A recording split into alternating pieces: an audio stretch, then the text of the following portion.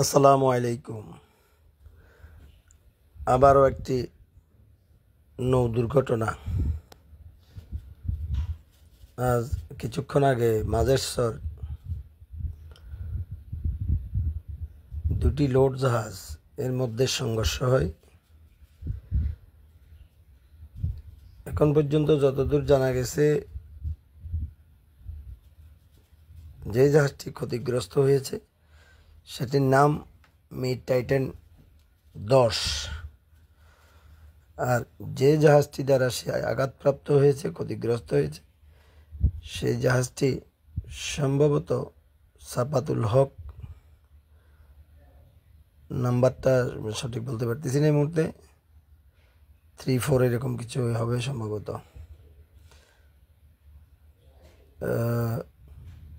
ভিডিওতে দেখা যাচ্ছে আসলে পানির প্রচণ্ড গতি বা কারেন্ট, স্রোত অনেক বেশি স্রোতের কারণে এ ধরনের ঘটনা প্রায়ই ঘটে থাকে। সকলের বর্তমান সময়ে নৌ চলাচলে আরও সতর্ক হওয়া উচিত, আরও সাবধানতা অবলম্বন করা উচিত। কারণ একটি দুর্ঘটনা বা একটি ক্ষতি আমরা কারোরই পক্ষে